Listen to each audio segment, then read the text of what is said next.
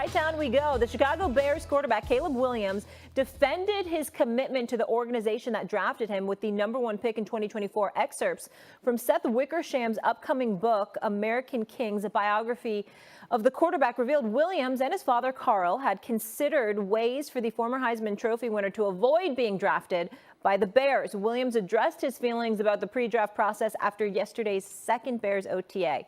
Take a listen. This whole storm that happened, it wasn't something that, we wanted to happen at this point. We're focused on the present. We're focused on now. We're focused on, trying to get this ship moving in the right direction. And I think so far that's what we've been doing. But for this to come out, it's been a distraction. I wanted to come here and, be the guy and be a part and be a reason on why, Chicago Bears turn this thing around. This is the only industry in the world where we are expected for the best employee to go to the worst company and then stand up there and say, wow, it's great to be here.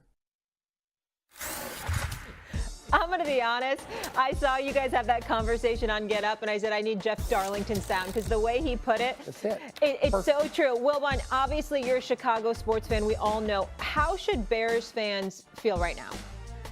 Thrilled to have Caleb Williams in his second year with a coach that looks like he is a massive upgrade with an upgraded offensive line and 2 new shiny weapons to be out there to throw it to. The schedule's tough.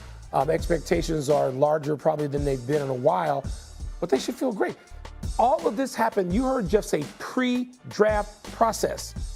What, so teams should have a pre-draft process and get to poke and prod in your life and ask a zillion questions about whether you're worthy, but you shouldn't be asking whether the franchise is worthy? True. A franchise that has never produced a Pro Bowl quarterback, or maybe one, in about the last 50 years. It's had a revolving door.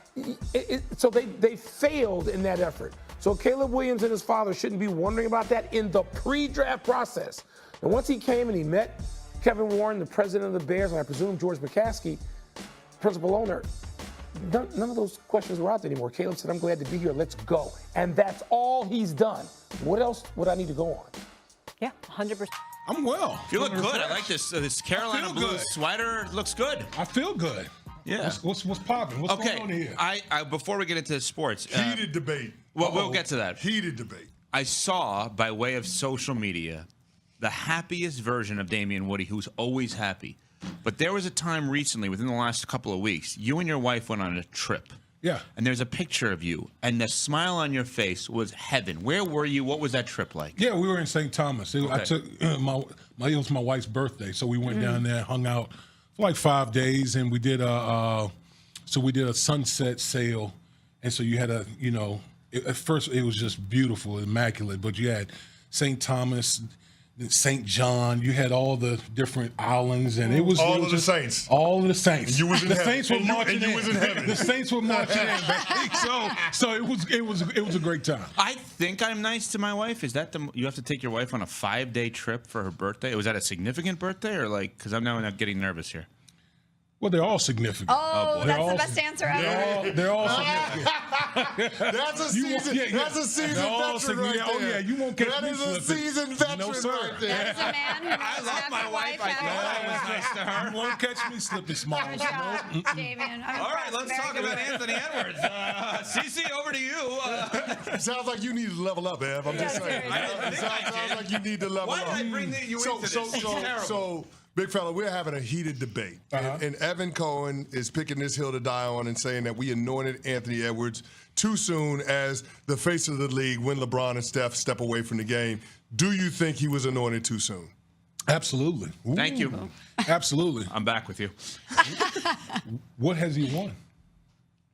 What has he won? I mean, we're talking about Anthony. We're talking about, when you talk about face of the league, when we talk about LeBron James, Steph Curry, we're talking guys, multiple league MVPs, multiple champions in this league, like all world type players. It wasn't handed. They went out there and earned it. I think the Michael Jordan comparison came so quickly with Anthony Edwards, and we were just quick to just put him on this pedestal and anoint him as the face of the league. Because I think partly because of the international influence on the NBA, I think we in the media are so looking to try to find that one American player that we can put out there on that pedestal and say, see, that's the guy. That's the face of the league. When in actuality, that's not. SGA is much closer to being the face of the league than Anthony Edwards is. I also think we're ruined by Michael Jordan. We want someone to be like MJ, and Anthony Edwards has so many of those qualities from a basketball standpoint and a personality standpoint that I think we want him to ascend to that place. Yeah, I mean, listen, he's going. I look at Anthony Edwards as like he's in the process right now.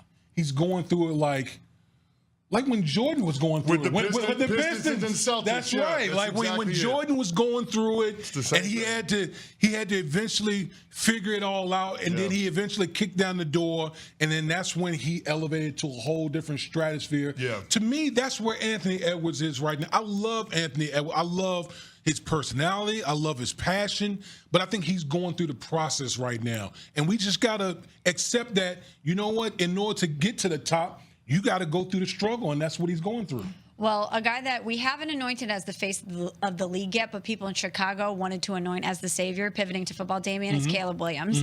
And he addressed the media yesterday. Those excerpts from Seth Wickersham's book had come out where he outlined how Caleb and his father considered doing something so that the Chicago Bears wouldn't draft him. He spoke about this yesterday, reiterated his commitment to the franchise. What did you make of his comments yesterday? I thought it was very mature. I thought he was very mature in what he's saying. And if anyone is flaming Caleb Williams for expressing what he expressed, are you kidding me? Are you kidding me?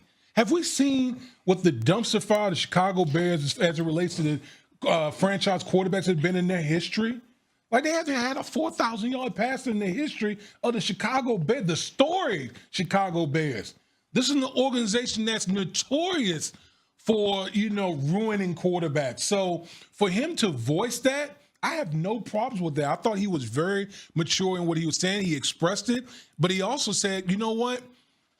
I'm here. I'm a Bear. I'm totally committed to kind of turn this thing around.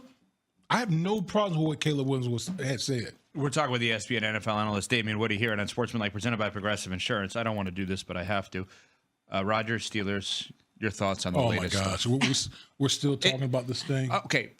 In theory, I don't want to, right? But when Terry Bradshaw says he should go chew bark, when you have people around that organization who are credible around that organization questioning it, you have all of the reporting on a daily basis, and we have the debate about did he miss OTAs, did he not? He's not on a team, so obviously he didn't miss it. But it's in the news. Yeah. So, and it's too much. It's Rodgers. Like. Yeah. This comes with Aaron Rodgers. This comes with it, right? It's like what I'm just so fascinated about. We're talking about the Pittsburgh Steelers. I know. They are literally self-emasculating themselves behind this whole Aaron Rodgers thing. Yep. I mean, this is the Steelers, one of the storied franchises in our league. And Mike Tomlin. And you're totally undressing yourself for a 42-year-old quarterback who's literally has one foot out the door. Yeah. You know this, like Bill Parcells used to say all the time. When you're thinking about retirement, you are retired. Mm-hmm. And this is the guy you're chasing. And you don't even know if he's going to be good enough if in fact he does bestow his good graces on you. You don't know if he's going to be good enough. When's the last time we seen Aaron Rodgers be good at football? 2020. 2020 was the last time Aaron Rodgers was Aaron Rodgers. Yeah. Think about that. Long time ago. That's in football vernacular, that's eons ago. 2020? Like, come on. And my thing is with the Pittsburgh Steelers, how does this solve the long-term issue with the Pittsburgh Steelers? It doesn't. Because at the end of the day, like we've talked about, they need a franchise quarterback.